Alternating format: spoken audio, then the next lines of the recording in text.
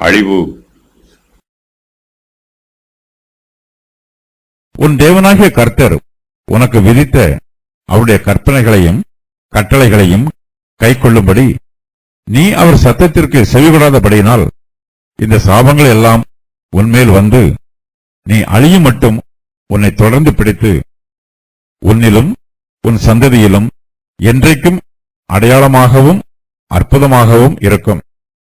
சகலமும் பரிபூரணமாயிருக்கையில் நீ மன மகிழ்ச்சியோடும் களிப்போடும் உன் தேவனாகிய கர்த்தரை சேவியாமற் போனது நிமித்தம் சகலமும் குறைவுபட்டு பட்டினியோடும் தாகத்தோடும் நிர்வாணத்தோடும் கர்த்தர் உனக்கு விரோதமாய் அனுப்பும் சத்துருக்களை சேவிப்பாய். அவர்கள் உன்னை அழித்து தீருமட்டும் இருப்பு நுகத்தடியை உன் கழுத்தின் மேல் போடுவார்கள்.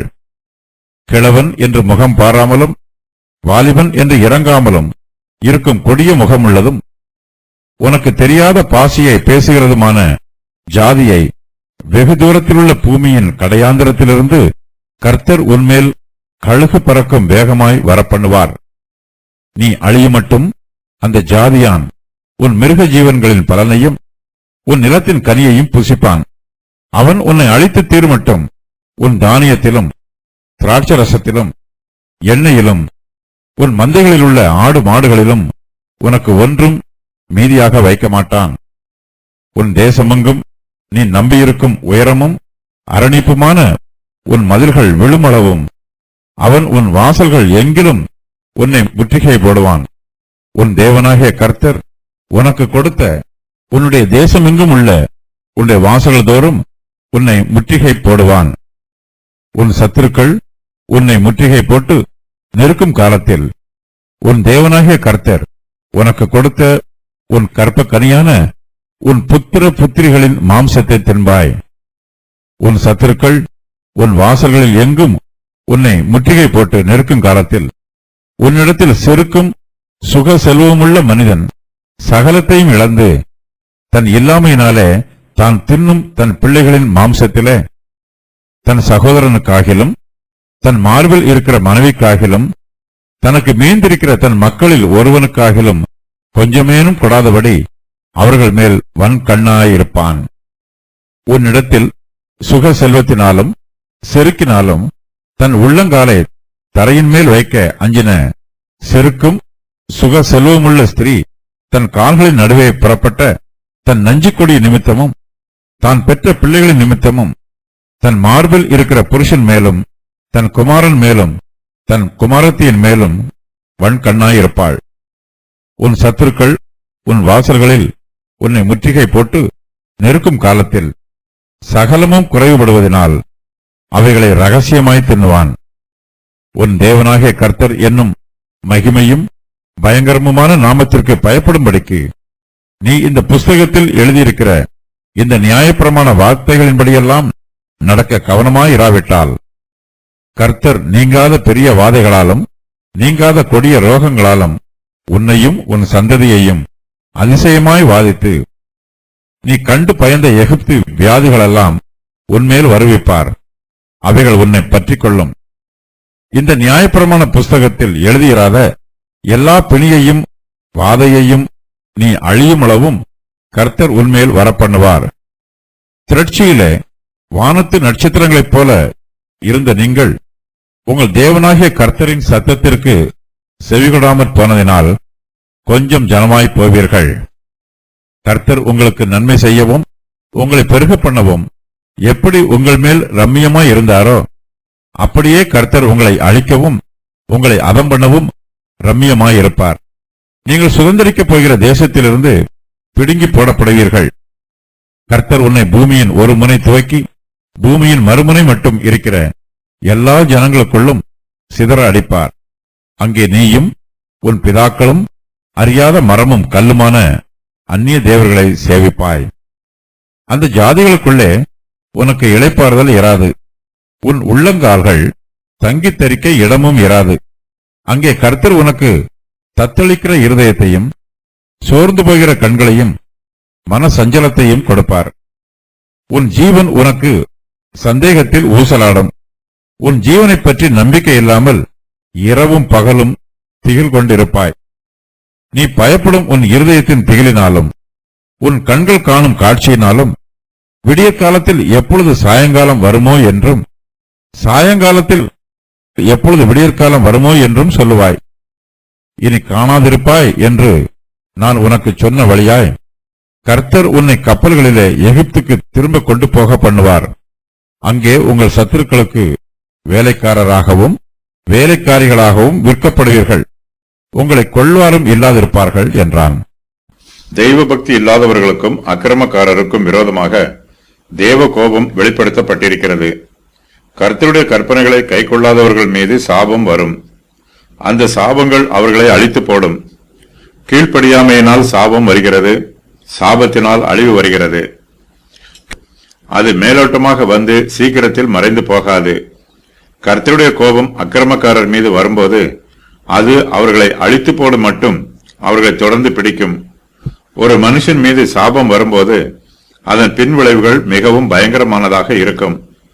மோசே சாபத்தின் விளைவுகளை பற்றி சொல்லும்போது, உன் தேவனாகிய கர்த்தர் உனக்கு விதித்த அவருடைய கற்பனைகளையும் கட்டளைகளையும் கைக்கொள்ளும்படி நீ அவர் சத்தத்திற்கு செவி கொடாதபடியினால் இந்த சாபங்கள் எல்லாம் உன்மேல் வந்து நீ அழியும் மட்டும் உன்னை தொடர்ந்து பிடிக்கும் என்று சொல்லுகிறார். இந்த சாபங்கள் எல்லாம் என்னும் வாக்கியம் இதுவரையிலும் சொல்லப்பட்ட 83 சாபங்களை குறிக்கிறது. உபாகமம் 27, 14 முதல் 28, 68 ஆகிய வசனங்களில் மொத்தம் 124 சாபங்கள் சொல்லப்பட்டிருக்கிறது. சாபத்தினால் வரும் அழிவு கீழ்ப்படியாத பிள்ளைகளிடத்திலும் அவர்களுடைய சந்ததியிலும் என்றைக்கும் அடையாளமாகவும் அற்புதமாகவும் இருக்கும். இஸ்ரவேல் புத்திரர் மீது வரும் சாபங்களுக்கான காரணங்களும் இந்த வசன பகுதியில் சொல்லப்பட்டிருக்கிறது. அதன் விவரம் வருமாறு: கர்த்தரை விட்டு விலகுவதும் துர்க்கிரியைகளும், கர்த்தருடைய சத்தத்தை கேட்காமல் போனது, கர்த்தருடைய கட்டளைகளையும் கற்பனைகளையும் கைக்கொள்ளாமல் போனது, உங்களுக்கும் உங்கள் பிள்ளைகளுக்கும் நித்திய பாடங்களை கற்பிக்குமாறு சாபங்கள் அவர்களுக்கு அடையாளமாகவும் அற்புதமாகவும் இருக்கும். சகலமும் பரிபூர்ணமாய் இருக்கையில் நீ மன மகிழ்ச்சியோடும் களிப்போடும் உன் தேவனாகிய கர்த்தரை சேவியாமற் போனது, கர்த்தரின் சத்தத்திற்கு செவி கொடாமல் போனது. தீர்க்கதரிசியாகிய எரேமியாவும் கீழ்ப்படியாமையினாலும் பாவத்தினாலும் வரும் சாபங்களை பற்றியும் தீங்குகளை பற்றியும் அழிவை பற்றியும் இவ்வாறு சொல்லியிருக்கிறார். நான் அவனிடத்திலும் அவன் சந்ததியினிடத்திலும் அவன் பிரபுக்களிடத்திலும் அவர்கள் அக்கிரமத்தை விசாரித்து அவன் மேலும் எருசலேமின் குடிகள் மேலும் யூதா மனுஷர் மேலும் நான் அவர்களுக்கு சொன்னதும் அவர்கள் கேளாமல் போனதுமான தீங்கு அனைத்தையும் வரப்பண்ணுவேன் என்று கர்த்தர் சொல்லுகிறார் என்று சொல் என்றார். எரேமியா 36:31. எரேமியாவைப் போலவே மோசேயும் கீழ்ப்படியாத பிள்ளைகளுக்கு வரும் சாபங்களை பற்றி இந்த வசன பகுதியில் ஒவ்வொன்றாக சொல்லுகிறார். இஸ்ரவேல் புத்திரர் கர்த்தருடைய கற்பனைகளுக்கு கீழ்ப்படியாத போது மோசே இங்கு சொல்லுகிற சாபங்கள் எல்லாம் அவர்கள் மேல் வந்து அவர்கள் அழியும் மட்டும் அவர்களை தொடர்ந்து பிடிக்கும். மோசே இஸ்ரவேல் புத்திரரை எச்சரித்தும் அவர்கள் கர்த்தருடைய கற்பனைக்கு கீழ்ப்படியவில்லை. இதனால் அவர்கள் மீது சாபங்கள் ஒவ்வொன்றாய் வந்தது. முடிவிலே இஸ்ரவேல் தேசத்தார் ரோம பேரரசினால் முற்றிலுமாய் அழிக்கப்பட்டார்கள். மோசே இஸ்ரவேல் புத்திரருக்கு கர்த்தருடைய வார்த்தைகளை சொல்லும் போது அவர் தேவ ஆவியானவரால் ஏவப்பட்டு இந்த வார்த்தைகளை சொல்லுகிறார். கர்த்தர் தம்முடைய வார்த்தைகளின் மீது அதிகாரம் உள்ளவர். கர்த்தருக்கு சித்தமான காலம் வரும்போது தீர்க்க தரிசனங்கள் நிறைவேறும். இஸ்ரவேல் புத்திரர் கர்த்தருடைய கட்டளைகளுக்கு கீழ்ப்படியாமல் பாவம் செய்கிறார்கள். அவருடைய சரித்திரத்தில் அவர்கள் மீது ஒவ்வொரு சாபங்களாக வருகிறது. சாபத்தினால் வரும் தீங்குகளும் அவர்களுக்கு அதிகரிக்கிறது. கர்த்தர் அவர்களுடைய பாவங்கள் எல்லாவற்றையும் விசாரிக்கிறார். புதிய ஏற்பாட்டு காலத்தில் யூதர்கள் தங்கள் மேசியாவாகிய இயேசு கிறிஸ்துவை ஏற்றுக்கொள்ளாமல் புறக்கணித்து விடுகிறார்கள். இது அவர்கள் செய்கிற மிகப்பெரிய பாவமாக இருக்கிறது. தங்கள் இரட்சகராகிய இயேசு கிறிஸ்துவை யூதர்கள் அங்கீகரிக்காமல் அவரை சிலுவையில் அறையப்படுவதற்கு ஒப்புக் கொடுக்கிறார்கள். இந்த பாவத்தின் நிமித்தமாக ரோம பேரரசார் யூதா தேசத்தையே அழித்து போடுகிறார்கள். உயிரோடு தப்பின யூதர்கள் உலகமெங்கும் சிதறி ஓடி போகிறார்கள். இஸ்ரவேல் புத்திரர் கர்த்தருக்கு பிரியமான ஜனங்கள். அவர்கள் கர்த்தருக்கு பரிசுத்தமான ஜனங்கள். அவர்கள் மீது தேவனுடைய ஆசீர்வாதம் பரலோகத்திலிருந்து விசேஷமாக இறங்கி வந்தது. இஸ்ரவேல் புத்திரரை போல இந்த பூமியில் உள்ள வேறு எந்த ஜாதியாரோடும் கர்த்தர் இந்த அளவுக்கு அற்புதங்களையும் அடையாளங்களையும் நடப்பிக்கவில்லை. கர்த்தருடைய அன்பையும் கிருபையையும் இரக்கத்தையும் ஆசீர்வாதங்களையும் நன்மைகளையும் அனுபவிப்பதற்கு இஸ்ரவேல் ஜனத்தாருக்கு ஏராளமான வாய்ப்புகள் கொடுக்கப்பட்டது. ஆனாலும் அவர்கள் கர்த்தருடைய கற்பனைகளுக்கு கீழ்ப்படியாதே போனார்கள். இதனால் இஸ்ரவேல் புத்திரர் கர்த்தருடைய நீதியையும் அனுபவிக்க வேண்டியதாயிற்று. இஸ்ரவேல் புத்திரர் கர்த்தருடைய சத்தத்திற்கு செவி கொடாதபடியினால் அவர்கள் மீது சாபங்கள் வந்தது. அந்த சாபங்கள் அவர்கள் அழிந்து போகும் மட்டும் அவர்களை தொடர்ந்து பிடித்தது. இஸ்ரவேல் ஜனத்தார் அந்நிய தேசங்களுக்கு சிறைப்பட்டு போனார்கள். அவர்கள் பூமி எங்கும் சிதறி ஓடி போனார்கள். அவர்கள் எந்த தேசங்களில் தேசாந்திரிகளாக சுற்றித் திரிந்தாலும் அவர்கள் கர்த்தருடைய ஜனம் என்னும் அடையாளம் அவர்கள் மீது முத்திரையாக போடப்பட்டிருக்கிறது. கர்த்தர் காயின் மீது முத்திரை போட்டது போல இஸ்ரவேல் புத்திரர் மீதும் முத்திரை போட்டிருக்கிறார். இந்த உலகத்தில் உள்ள ஜாதியார் இஸ்ரவேல் புத்திரரை பார்க்கும்போது அவர்களை கர்த்தருடைய விசேஷித்த ஜனமாகவே பார்க்கிறார்கள். இஸ்ரவேல் புத்திரர் ஆசீர்வதிக்கப்படுவதை பார்க்கும்போது அந்த ஆசீர்வாதங்கள் கர்த்தரால் வந்தது என்பதையும், அவர்கள் அழிந்து போவதை பார்க்கும்போது அந்த அழிவும் கர்த்தரால் அவர்களுக்கு வந்தது என்பதையும் இந்த உலகத்தில் உள்ள சகல ஜாதியாரும் அறிந்து கொள்கிறார்கள். இஸ்ரவேல் புத்திரர் மேல் வரும் சாபங்களும் அந்த சாபங்கள் அவர்களை தொடர்ந்து பிடிப்பதினால் அவர்கள் அழிந்து போவதும் அவர்களிலும் அவர்களுடைய சந்ததிகளிலும் என்றைக்கும் அடையாளமாகவும் அற்புதமாகவும் இருக்கும். கர்த்தராகிய இயேசு கிறிஸ்து தம்முடைய சீஷர்களுக்கு எருசலேமை பற்றியும் எருசலேமில் உள்ள தேவாலயத்தின் கட்டிடங்களை பற்றியும் சொல்லும்போது, இவ்விடத்தில் ஒரு கல்லின் மேல் ஒரு கல் இராதபடிக்கு எல்லாம் இடிக்கப்பட்டு போகும் என்று சொன்னார். மத்தேயு 24 அதிகாரம் முழுவதிலும் இயேசு கிறிஸ்துவின் பிரசங்க செய்தி மோசே சொன்ன வார்த்தைகளை உறுதி பண்ணுவது போல இருக்கிறது. இஸ்ரவேல் புத்திரர் மேல் வரும் சாபங்கள் அவர்கள் அழியும் மட்டும் அவர்களை தொடர்ந்து பிடிக்கும் என்று மோசே சொன்னார். மோசே சொன்ன பிரகாரம் எருசலேமும் தேவாலயத்தின் கட்டிடங்களும் அழிந்து போகும் என்பதை இயேசு கிறிஸ்துவும் உறுதி பண்ணுகிறார். மோசே இஸ்ரவேல் புத்திரருக்கு வரும் அழிவை பற்றி சொல்லும்போது, சகலமும் பரிபூரணமாய் இருக்கையில் நீ மனமகிழ்ச்சியோடும் களிப்போடும் உன் தேவனாகிய கர்த்தரை சேவியாமல் போனது நிமித்தம் சகலமும் குறைவுபட்டு பட்டினியோடும் தாகத்தோடும் நிர்வாணத்தோடும் கர்த்தர் உனக்கு விரோதமாய் அனுப்பும் சத்துருக்களை சேவிப்பாய். அவர்கள் உன்னை அழித்து தீரும் மட்டும் இரும்பு நுகத்தடியை உன் கழுத்தின் மேல் போடுவார்கள் என்று சொல்லுகிறார்.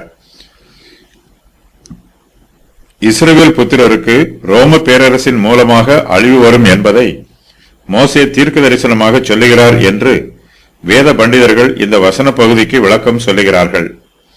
கிழவன் என்று முகம் பாராமலும் வாலிபன் என்று இறங்காமலும் இருக்கும் கொடிய முகமுள்ளதும் உனக்கு தெரியாத பாஷையை பேசுகிறதுமான ஜாதியை வெகு தூரத்தில் உள்ள பூமியின் கடையாந்தரத்திலிருந்து கர்த்தர் உன்மேல் கழுகு பறக்கும் வேகமாய் வரப்பண்ணுவார் என்று மோசே இஸ்ரவேல் புத்திரர் மேல் வரப்போகும் அழிவை பற்றி சொல்லுகிறார்.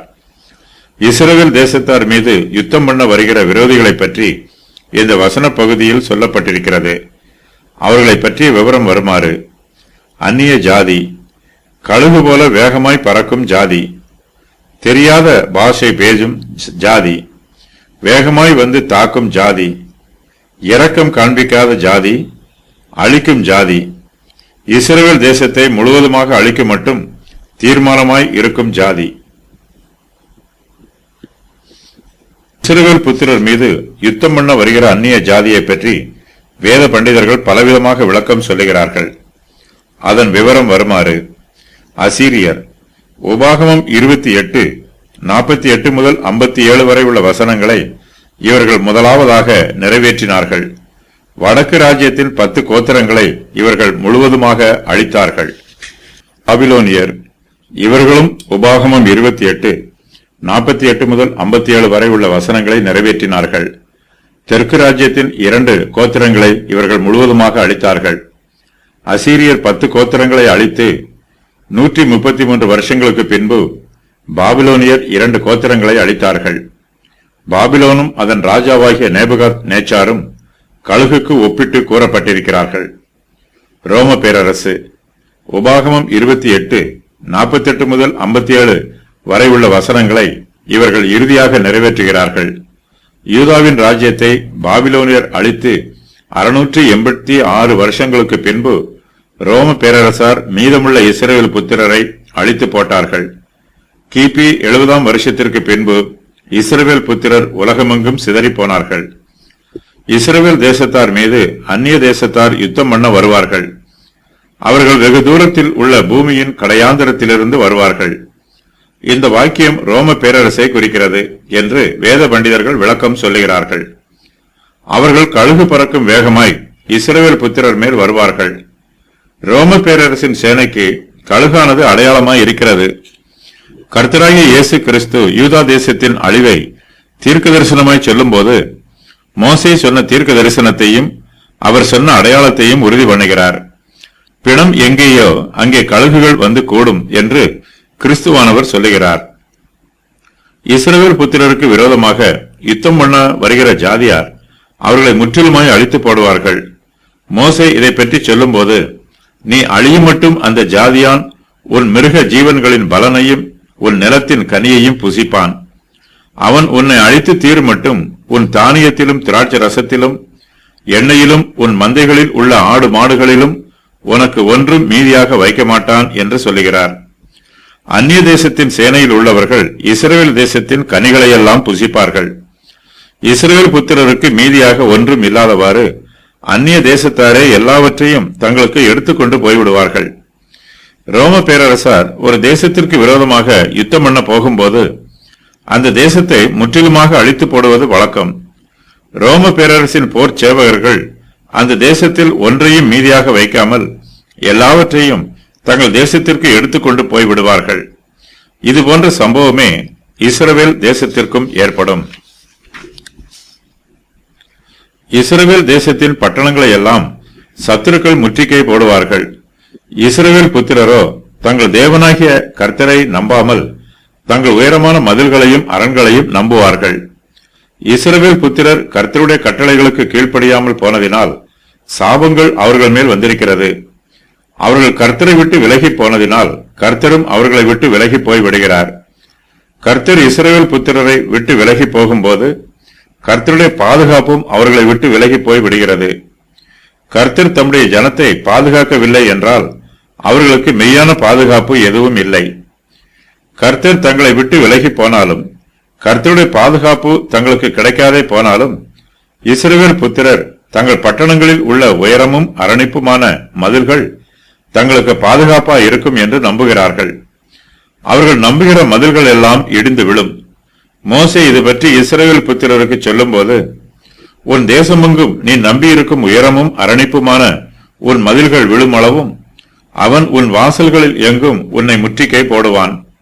உன் தேவனாகிய கர்த்தர் உனக்கு கொடுத்த உன்னுடைய தேசம் எங்கும் உள்ள உன்னுடைய வாசல்கள் தோறும் உன்னை முற்றுகை போடுவான் என்று சொல்லுகிறார். சத்துருக்கள் இஸ்ரவேல் புத்திரரை முற்றுகை போட்டு அவர்களை நெருக்கும் காலத்தில் அவர்களுக்கு வரும் வேதனைகளையும் நெருக்கங்களையும் பசியையும் பட்டினியையும் மோசே இந்த வசன பகுதியில் விரிவாக சொல்லுகிறார். அதன் விவரம் வருமாறு, உன் சத்துருக்கள் உன்னை முற்றுகை போட்டு நெருக்கும் காலத்தில் உன் தேவனாகிய கர்த்தர் உனக்கு கொடுத்த உன் கற்ப கனியான உன் புத்திர புத்திரிகளின் மாம்சத்தை தின்பாய். உன் கற்ப கனியான உன் புத்திர புத்திரிகளின் மாம்சத்தை தின்பாய் என்பது இஸ்ரவேல் புத்திரருக்கு விரோதமாக சொல்லப்படும் சாபமான வார்த்தையாகும். இஸ்ரவேல் புத்திரர் கர்த்தரை விட்டு விலகி போனதினால் அவர்களுக்கு பெரிய சாபம் வருகிறது. ஆகாபின் குமாரனான யோராமின் காலத்தில் முதன்முறையாக இந்த தீர்க்க தரிசனம் நிறைவேறுகிறது. கிபி 70ஆம் வருஷத்தில் ரோமாபுரியார் எருசலேமை முற்றுகையிட்டு அதை அழித்தபோது இஸ்ரவேல் புத்திரர் பெரும் துயரத்தை அனுபவித்தார்கள். உன் சத்துருக்கள் உன் வாசல்களில் எங்கும் உன்னை முற்றுகை போட்டு நெருக்கும் காலத்தில் உன்னிடத்தில் செருக்கும் சுக செல்வமும் உள்ள மனிதன் சகலத்தையும் இழந்து தன் இல்லாமையினாலே தான் தின்னும் தன் பிள்ளைகளின் மாம்சத்திலே தன் சகோதரனுக்காகிலும் தன் மார்பில் இருக்கிற மனைவிக்காகிலும் தனக்கு மீந்திருக்கிற தன் மக்களில் ஒருவனுக்காகிலும் கொஞ்சமேலும் கொடாதபடி அவர்கள் மேல் வன்கண்ணாய் இருப்பான். உன்னிடத்தில் சுக செல்வத்தினாலும் செருக்கினாலும் தன் உள்ளங்காலை தரையின் மேல் வைக்க அஞ்சின செருக்கும் சுக செல்வமும் உள்ள ஸ்திரீ தன் கால்களின் நடுவே புறப்பட்ட தன் நஞ்சிக்கொடியின் நிமித்தமும் தான் பெற்ற பிள்ளைகளின் நிமித்தமும் தன் மார்பில் இருக்கிற புருஷன் மேலும் தன் குமாரன் மேலும் தன் குமாரத்தியின் மேலும் வன்கண்ணாய் இருப்பாள். உன் சத்துருக்கள் உன் வாசல்களில் உன்னை முற்றுகை போட்டு நெருக்கும் காலத்தில் சகலமும் குறைவுபடுவதனால் அவைகளை ரகசியமாய் தின்னுவான். உன் தேவனாகிய கர்த்தர் என்னும் மகிமையும் பயங்கரமுமான நாமத்திற்கு பயப்படும்படிக்கு நீ இந்த புஸ்தகத்தில் எழுதியிருக்கிற இந்த நியாயப்பிரமாண வார்த்தைகளின் படியெல்லாம் நடக்க கவனமாய் இராவிட்டால் கர்த்தர் நீங்காத பெரிய வாதைகளாலும் நீங்காத கொடிய ரோகங்களாலும் உன்னையும் உன் சந்ததியையும் அதிசயமாய் வாதித்து நீ கண்டு பயந்த எகிப்து வியாதிகள் எல்லாம் உன்மேல் வருவிப்பார். அவைகள் உன்னை பற்றிக் கொள்ளும். இஸ்ரவேல் புத்திரர் எகிப்து தேசத்தில் பல வியாதிகளை கண்டிருக்கிறார்கள். ஆனால் எந்த வியாதியும் அவர்களை அணுகாதவாறு கர்த்தர் தம்முடைய பிள்ளைகளை பாதுகாத்துக் கொண்டார்.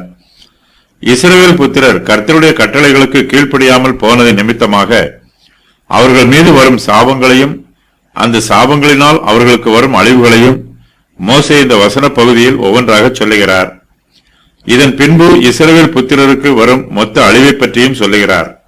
அதன் விவரம் வருமாறு: இந்த நியாயப்பிரமாண புஸ்தகத்தில் எழுதியிராத எல்லா பிணியையும் வாதையையும் நீ அழியும் அளவும் கர்த்தர் உன்மேல் வரப்பண்ணுவார் என்று மோசே இஸ்ரவேல் புத்திரருக்கு சொல்லுகிறார்.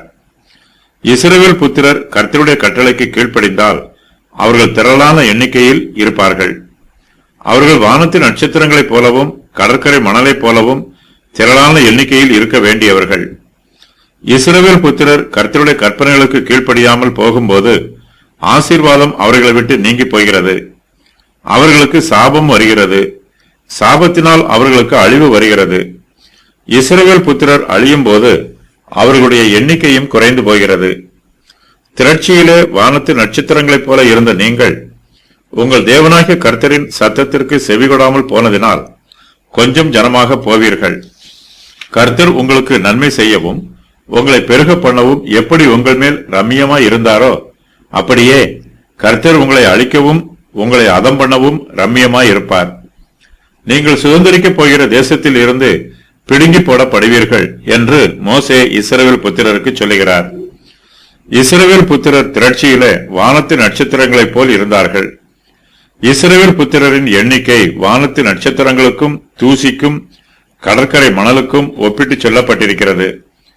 கர்த்தர் தமக்கு சித்தமான காரியத்தை மாத்திரமே செய்வார். அவர் செய்கிற காரியங்கள் எல்லாமே அவருக்கு ரம்மியமான காரியமாய் இருக்கும். கர்த்தர் இஸ்ரவேல் புத்திரருக்கு இரண்டு விதமான காரியங்களை தம்முடைய மன ரம்மியமாய் செய்கிறார். அதன் விவரம் வருமாறு: இஸ்ரவேல் புத்திரர் கர்த்தருக்கு கீழ்ப்படிந்திருந்த போது கர்த்தர் அவர்களுக்கு நன்மை செய்யவும் அவர்களை பெருக பண்ணவும் அவர்கள் மேல் ரம்மியமாய் இருந்தார். இஸ்ரவேல் புத்திரர் கர்த்தருக்கு கீழ்ப்படியாதிருந்த போது அவர்களை அழிக்கவும் அவர்களை அதம் பண்ணவும் ரம்மியமாய் இருந்தார். கர்த்தர் அன்புள்ளவர், கிருபையுள்ளவர், இரக்கமுள்ளவர். ஆகையினால் அவர் யாரையும் அழிக்க மாட்டார், அதம் பண்ண மாட்டார் என்று வியாக்கியானம் பண்ணக்கூடாது. அவர் கிருபை உள்ளவர், அதே சமயத்தில் அவர் நீதி உள்ளவர். இஸ்ரவேல் புத்திரரின் கடின இருதயம், வணங்கா கழுத்து, கலக குணம் ஆகியவற்றின் நிமித்தமாக கர்த்தர் அவர்களை திருத்துவதற்காக சிட்சிக்கிறார். இஸ்ரவேல் புத்திரரை போலவே கர்த்தர் புறஜாதி யாரையும் அவர்கள் தவறு செய்யும் போது அவர்களை தண்டித்து விடுகிறார். இஸ்ரவேல் புத்திரர் கர்த்தருடைய கற்பனைகளுக்கு கீழ்ப்படியவில்லை என்றால் அவர்கள் சுதந்திரிக்கப் போகிற தேசத்தில் இருந்து கர்த்தர் அவர்களை பிடுங்கி போடுவார். இஸ்ரவேல் புத்திரர் சுதந்திரிக்கப் போகிற தேசத்திலிருந்து பிடுங்கி போடப்படுவது அவருடைய பின்மாற்றத்திற்கு கொடுக்கப்படும் கடைசி நியாய தீர்ப்பாகும். அவர்கள் கர்த்தருக்கு கீழ்ப்படிந்தால் வாக்குத்தத்த தேசத்தில் குடியிருப்பார்கள். அவர்களுடைய ரட்சிப்பும் அதில் அடங்கியிருக்கிறது. இந்த தேசத்தில் குடியிருக்க முடியாதவாறு அவர்கள் துன்மார்க்கமாக ஜீவித்தால் அவர்களால் பரலோகத்திற்கும் பிரவேசிக்க முடியாது. கானான் தேசத்திலிருந்து அவர்கள் பிடுங்கி போடப்பட்டால் தங்களுடைய பாவங்களுக்கு தண்டனையாக நித்திய மரணத்தை அனுபவிப்பார்கள். இதனால் நித்திய அழிவை பெறுவார்கள். பாவம் செய்தால் அவர்களுக்கு தண்டனை உண்டு என்று கர்த்தர் அவர்களை பலமுறை எச்சரித்திருக்கிறார். இஸ்ரவேல் புத்திரரில் சத்துருக்களின் பட்டயத்திற்கு தப்பிக்கிறவர்களாலும் தங்கள் தேசத்திலே பாதுகாப்பாக குடியிருக்க முடியாது. அவர்கள் மீதும் சாபம் வரும்போது அவர்கள் அழியும் மட்டும் அந்த சாபம் அவர்களை தொடர்ந்து பிடிக்கும். இஸ்ரவேல் புத்திரர் கர்த்தருடைய கற்பனைகளுக்கு கீழ்ப்படியாத போது அவர்களுக்கு தங்கள் தேசத்தில் பாதுகாப்பும் இல்லை. அவர்கள் பூமியின் மீதெங்கும் சிதறடிக்கப்படுவார்கள். இஸ்ரவேல் புத்திரர் ஜாதிகளுக்குள்ளே சிதறடிக்கப்படுவது பற்றி மோசே இந்த வசன பகுதியில் சொல்லுகிறார். அதன் விவரம் வருமாறு: கர்த்தர் உன்னை பூமியின் ஒரு முனை துவக்கி பூமியின் மறுமுனை மட்டும் இருக்கிற எல்லா ஜனங்களுக்குள்ளும் சிதற அடிப்பார். அங்கே நீயும் உன் பிதாக்களும் அறியாத மரமும் கல்லுமான அந்நிய தேவர்களை சேவிப்பாய் என்றும், அந்த ஜாதிகளுக்குள்ளே உனக்கு இளைப்பாறுதல் இராது, உன் உள்ளங்கால்கள் தங்கி தரிக்க இடமும் இராது. அங்கே கர்த்தர் உனக்கு தத்தளிக்கிற இருதயத்தையும் சோர்ந்து போகிற கண்களையும் மன சஞ்சலத்தையும் கொடுப்பார் என்றும், உன் ஜீவன் உனக்கு சந்தேகத்தில் ஊசலாடும், உன் ஜீவனை பற்றி நம்பிக்கை இல்லாமல் இரவும் பகலும் திகில் கொண்டிருப்பாய். நீ பயப்படும் உன் இருதயத்தின் திகிலினாலும் உன் கண்கள் காணும் காட்சியினாலும் விடியற்காலத்தில் எப்பொழுது சாயங்காலம் வருமோ என்றும் சாயங்காலத்தில் எப்பொழுது விடியற்காலம் வருமோ என்றும் சொல்லுவாய் என்றும், இனி காணாதிருப்பாய் என்று நான் உனக்கு சொன்ன வழியாய் கர்த்தர் உன்னை கப்பல்களிலே எகிப்திற்கு திரும்பி கொண்டு போக பண்ணுவார். அங்கே உங்கள் சத்துருக்களுக்கு வேலைக்காரராகவும் வேலைக்காரிகளாகவும் விற்கப்படுவீர்கள், உங்களை கொள்வாரும் இல்லாதிருப்பார்கள் என்றும் மோசே இஸ்ரவேல் புத்திரருக்கு சொல்லுகிறார். கர்த்தர் உன்னை கப்பல்களிலே எகிப்திற்கு திரும்பி கொண்டு போக பண்ணுவார் என்று மோசே கர்த்தருடைய கற்பனைகளுக்கு கீழ்ப்படியாத இஸ்ரவேல் புத்திரருக்கு தீர்க்க தரிசனமாய் சொல்லுகிறார். இஸ்ரவேல் புத்திரரின் ஒரு பகுதியினருக்கு இந்த தீர்க்க தரிசனம் பலமுறை நிறைவேறி இருக்கிறது.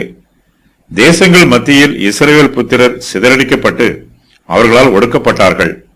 பல சமயங்களில் இஸ்ரவேல் தேசத்தார் அவர்களுடைய சத்துருக்களின் கைகளில் அடிமைகளாக இருந்தார்கள். இவ்வாறு உபாகமம் 28:68 வசனத்தில் கூறப்பட்டிருக்கும் செய்தி இஸ்ரவேல் புத்திரருக்கு நிறைவேறிற்று.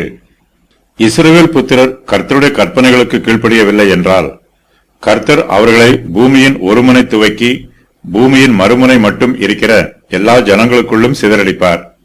இஸ்ரவேல் தேசத்தாரை தேசங்களுக்குள் சிதறடிக்கப் போவதை பற்றி கர்த்தர் 45 இடங்களில் கூறியிருக்கிறார். பல தேசங்களில் இருந்து இஸ்ரவேல் புத்திரர் மறுபடியும் கூட்டிச் சேர்க்கப்படுவதை பற்றியும் பல வேத வசனங்கள் விளக்கி கூறுகிறது. மோசே இஸ்ரவேல் புத்திரருக்கு எச்சரிப்பாக சொல்லுகிற இந்த வாக்கியங்கள் மூலமாக விசுவாசிகளாகிய நாமும் ஆவிக்குரிய உபதேசங்களை பெற்றுக்கொள்ள வேண்டும். மோசே தன்னுடைய சுய ஆவியினாலே இந்த வார்த்தைகளை சொல்லாமல் தேவனுடைய ஆவியானவராலே இந்த வார்த்தைகளை சொல்லுகிறார். விசுவாசிகளாகிய நாமும் மோசேயின் வார்த்தைகளை வாசித்து ஆவிக்குரிய எச்சரிப்புகளை பெற்றுக்கொள்ள வேண்டும். பாவம் செய்யாதிருக்கவும் பாவத்தை விட்டு விலகி இருக்கவும் நாம் மிகுந்த கவனமாயும் எச்சரிப்பாயும் இருக்க வேண்டும்.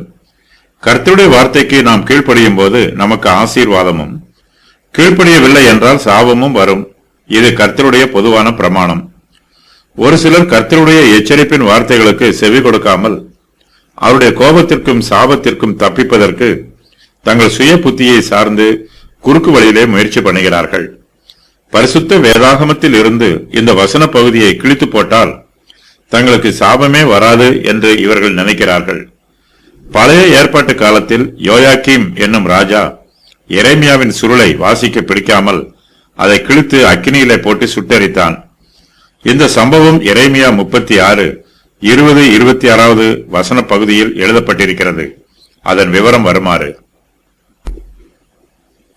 பிரபுக்கள் பாருக்கின் கையில் இருக்கிற சுருளை சம்பிரதியாகிய எலிசாமாவின் அறையிலே பத்திரமாக வைக்கிறார்கள்.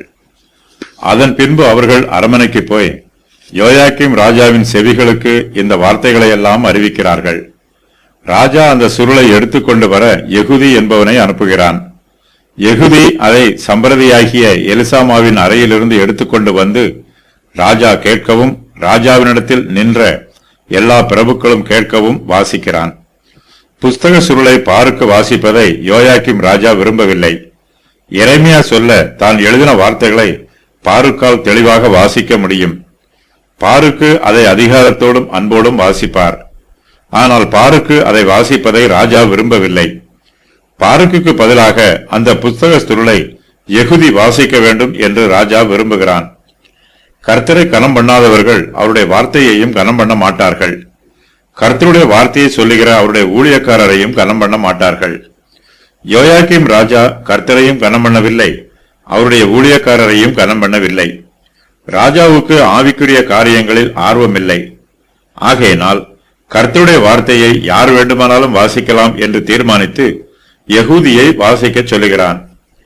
பாருக்கு வாசித்த புஸ்தக சுருளில் இருந்து யெகூதி 3 அல்லது 4 பத்திகளை வாசித்து முடிக்கிறார்.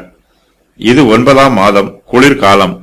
ராஜா குளிர்காலத்துக்கு தங்கும் வீட்டில் உட்கார்ந்திருக்கிறார். ராஜாவுக்கு முன்பாக கணப்பு மூட்டி இருக்கிறது. கர்த்தருடைய வார்த்தையை கேட்க யோயாக்கிம் ராஜாவுக்கு பொறுமை இல்லை. யூதா தேசத்தின் பிரபுக்கள் பாருக்கு வாசித்த செய்தியை பொறுமையோடு கேட்டார்கள். ராஜாவோ வேறு சிந்தனையில் இருக்கிறான். யெகூதி புஸ்தகத்தில் உள்ள செய்தியை வாசிக்கும் போது யோயாக்கிம் ராஜா அதை வேண்டா வெறுப்புடன் கேட்கிறான். யெகூதி 3-4 பத்திகளை வாசித்த பின்பு ராஜா ஒரு சூரி கத்தியினால் அதை அறுத்து சுருள் அனைத்தும் கணப்பிலுள்ள அக்கினியிலே வெந்து போகும்படி கணப்பில் இருந்த அக்கினியிலே எரிந்து போடுகிறான். கர்த்தர் தம்முடைய வார்த்தையின் மூலமாக யோயாக்கிம் ராஜாவை கடிந்து கொள்கிறார். கர்த்தர் கடிந்து கொள்வதை யோயாக்கீமால் தாங்கிக் கொள்ள முடியவில்லை. யெகூதி பாருக்கு எழுதின புஸ்தகத்தை வாசித்தாலும் அந்த வார்த்தைகள் பாருக்கின் வார்த்தைகள் அல்ல. அது கர்த்தருடைய வார்த்தை. கர்த்தர் பரலோகத்திலிருந்து அனுப்பி இருக்கிற வார்த்தை. ஆனால் யோயாக்கிம் ராஜாவோ சர்வ வல்லமையுள்ள தேவனுக்கு மதிப்பு கொடுக்கவில்லை. கர்த்தர் தன்னை கடிந்து உணர்த்தும் போது அவன் கர்த்தருக்கு முன்பாக தன்னை தாழ்த்தவில்லை. ராஜாவாயினும் அந்த வார்த்தைகளை எல்லாம் கேட்ட அவனுடைய சகல ஊழியக்காரராயினும் பயப்படவும் இல்லை, தங்கள் வஸ்திரங்களை கிழித்துக் கொள்ளவும் இல்லை. யோயாக்கிம் ராஜா புஸ்தக சுருளை அக்கினியிலே சுட்டெரிக்கிறான். எஸ்னாத்தும் தெலையாவும் கெமேரியாவுமோ அந்த சுருளை சுட்டெரிக்க வேண்டாம் என்று ராஜாவினிடத்தில் விண்ணப்பம் பண்ணுகிறார்கள். ஆனாலும் ராஜா அவருடைய விண்ணப்பத்திற்கு செவி கொடுக்கவில்லை. ராஜாவுக்கு பாருக்கின் மீதும் எரேமியாவின் மீதும் கோபம் வருகிறது. பாருக்கும் எரேமியாவும் யோயாக்கிம் ராஜாவுக்கு அருகில் இருந்திருந்தால் புஸ்தக சுருளை அக்கினியிலே எரிந்து போட்டது போல அவர்களையும் அக்கினியிலே தூக்கி போட்டிருப்பான். கர்த்தர் எரேமியாவையும் பாருக்கையும் மறைக்கிறார். யோயாக்கீமால் அவர்களை ஒன்றும் செய்ய முடியவில்லை. யோயாக்கிம் ராஜா தன்னுடைய பாவங்களுக்கு மனம் திரும்பவில்லை. தனக்கு சொல்லப்பட்ட எச்சரிப்பின் வார்த்தைகளுக்கும் அவன் செவி கொடுக்கவில்லை. புஸ்தக சுருளை அக்கினியிலே எரிந்து போட்டால் அந்த சுருளில் எழுதப்பட்ட வார்த்தைகள் தனக்கு விரோதமாக நிறைவேறாது என்று யோயாக்கிம் நினைக்கிறான். கர்த்தருடைய வார்த்தையை அழிக்க முடியாது. கர்த்தருக்கு விரோதமாக யாராலும் யுத்தம் பண்ணி ஜெயிக்க முடியாது. புஸ்தக சுருளை அக்கினியில் எரிந்து போட்டதினால் அதில் எழுதப்பட்டிருக்கிற செய்திகள் யூதா தேசத்திலே பரம்பாது என்று யோயாக்கிம் நம்புகிறான். அந்த செய்தி அக்கினியிலே எரிந்து போகும் என்றும் அதன் பின்பு அந்த செய்தியை கேட்பதற்கு வாய்ப்பு உண்டாகாது என்றும் யோயாக்கிம் நினைக்கிறான். புஸ்தக சுருளில் எழுதப்பட்டிருக்கிற வார்த்தைகள் ராஜாவுக்கு ஒரு பாதிப்பும் உண்டு பண்ணவில்லை. ராஜாவாயினும் அந்த வார்த்தைகளையெல்லாம் கேட்ட அவனுடைய சகல ஊழியக்காரராயினும் பயப்படவும் இல்லை, தங்கள் வஸ்திரங்களை கிழித்துக் கொள்ளவும் இல்லை. பிரபுக்கள் புஸ்தக சுருளில் உள்ள வார்த்தைகளை கேட்டபோது அவர்கள் பயமுற்றவர்களாய் ஒருவரை ஒருவர் பார்த்து நடுங்கினார்கள். ஆனால் இப்போது அவர்கள் கூட பயப்படவில்லை. அவர்களும் தங்கள் வஸ்திரங்களை கிழித்துக் கொள்ளவில்லை. புஸ்தக சுருளில் உள்ள வார்த்தைகளை ராஜா கேட்டு அவர் வேதனைப்படுவாரோ என்று நினைத்து பிரபுக்கள் பயந்தார்கள். ராஜாவோ துணிகரமாய் பாவம் செய்கிறான். புஸ்தக சுருளையே அக்கினியில் எரிந்து போடுகிறான். அதை பார்த்து பிரபுக்களும் துணிகரம் கொள்கிறார்கள். அவர்களிடத்தில் காணப்பட்ட பயம் அவர்களை விட்டு நீங்கி போயிற்று. பிரபுக்களும் தங்கள் வஸ்திரங்களை கிழித்துக் கொள்ளாமல் கர்த்தருக்கு விரோதமாக எதிர்த்து நிற்கிறார்கள். துணிகரமாய் பாவம் செய்கிறார்கள். யூதா ராஜாவின் பிரபுக்களில் 3 பேர் கர்த்தருக்கு பயந்தவர்களாய் இருக்கிறார்கள். எல்நாத்தான், தெலையா, கெமரியா ஆகிய 3 பிரபுக்களும் யோயாக்கிம் ராஜா புஸ்தக சுருளை அக்கினியிலே எரிந்து போடும்போது அந்த சுருளை சுட்டெரிக்க வேண்டாம் என்று ராஜாவினிடத்தில் விண்ணப்பம் பண்ணுகிறார்கள். ஆனால் அவர்களுடைய முயற்சி வீணாய் போயிற்று. யோயாக்கிம் ராஜா தன்னுடைய 3 பிரபுக்களின் விண்ணப்பங்களுக்கு செவி கொடுக்கவில்லை. புஸ்தக சுருளை அக்கினியிலே சுட்டெரிக்கிறான். யோயாக்கிம் புஸ்தக சுருளை சுட்டெரித்ததோடு எரேமியாவையும் பாருக்கையும் பழிவாங்க வேண்டும் என்றும் நினைக்கிறான். பாருக்கு என்னும் சம்பிரதியையும் எரேமியா தீர்க்கதரிசியையும் பிடித்து வருமாறு தன்னுடைய மனுஷரில் 2 பேருக்கு கட்டளை கொடுக்கிறான். கர்த்தரோ எரேமியாவையும் பாருக்கையும் அவர்களுடைய கண்களுக்கு மறைக்கிறார். மனுஷனால் தேவனுடைய வார்த்தையை அழிக்க முடியாது. பரிசுத்த வேதாகமத்தில் எழுதப்பட்டிருக்கிற வேத வாக்கியங்கள் எல்லாம் தேவனுடைய தெய்வீக ஆலோசனைகளினால் பதிவு பண்ணப்பட்டிருக்கிறது. அதை அழித்து போடும் உபாயமும் பலனும் எந்த மனுஷனுக்கும் இல்லை. பாவத்தின் சம்பளம் மரணம் என்று தேவன் தீர்மானித்திருக்கிறார். மனுஷன் இந்த வார்த்தைகளை கேட்டாலும் கேட்காவிட்டாலும், அவன் கர்த்தருடைய வார்த்தைகளையும் நம்பினாலும் நம்பாவிட்டாலும் பாவத்தின் சம்பளம் மரணமாகவே இருக்கும். கர்த்தருடைய சத்தத்திற்கு செவிகொடாமல் பாவத்தில் ஜீவித்தாலும் கர்த்தர் அவர்களை தண்டிக்காமல் தொடர்ந்து ஆசீர்வதிப்பார் என்பதற்கு வேத வசனங்களில் ஆதாரம் எதுவும் இல்லை. கர்த்தர் எல்லா காரியங்களையும் நன்மையாகவும் நீதியாகவும் செய்கிறவர். தமக்கு கீழ்ப்படுகிறவர்களை கர்த்தர் ஆசீர்வதிக்கிறார். தமக்கு கீழ்ப்படியாமல் தமக்கு விரோதமாக கலகம் செய்கிறவர்களை கர்த்தர் சபிக்கிறார். கர்த்தரிடத்தில் பட்சபாதம் இல்லை. கர்த்தரை விட்டு விலகி போனால் சாபம் வரும் என்னும் எச்சரிப்பு பல இடங்களில் சொல்லப்பட்டிருக்கிறது. கர்த்தரை விட்டு பின்வாங்கி போனவர்களுக்கு கர்த்தருடைய எச்சரிப்புகள் சொல்லப்பட்டிருக்கிறது. அதன் விவரம் வருமாறு: கீழ்ப்படியாதவர்களை பிடுங்கி போடுவார். கனி கொடுக்காத கிளைகள் தரித்து போடப்படும். ஜீவ புஸ்தகத்திலிருந்து பெயர்கள் கிறுக்கி போடப்படும். மனம் திரும்பாவிட்டால் பாவம் செய்தவர்கள் குற்றமுள்ளவர்களாக தீர்மானிக்கப்படுவார்கள். தம்முடைய பார்வையிலிருந்து துரத்தி போடுவார், துரத்தி விடுவார். ஒன்றுக்கும் பிரயோஜனமற்றவர்களாக துரத்தி விடுவார். நித்திய காலமாக துரத்தி விடுவார், கீழே தள்ளி விடுவார். இனிமேல் கிருபையை காண்பிக்காதபடி துரத்தி விடுவார். பிரயோஜனமற்ற ஊழியக்காரர்களாக துரத்தி விடுவார். நரகத்திற்கு தள்ளி விடுவார். அழிவுக்கு நியமித்து விடுவார். ஆசீர்வாதங்களை சபிப்பார். பல சாபங்களால் சபிப்பார். தம்முடைய பிரசன்னத்திலிருந்து அகற்றி போடுவார். பாவம் செய்கிற அனைவரையும் அகற்றி போடுவார், அழித்து போடுவார், பட்சித்து போடுவார், மறுதலிப்பார், கைவிட்டு விடுவார். மனுஷர் மனம் திரும்பினால் மட்டுமே அவர்களை மன்னிப்பார்.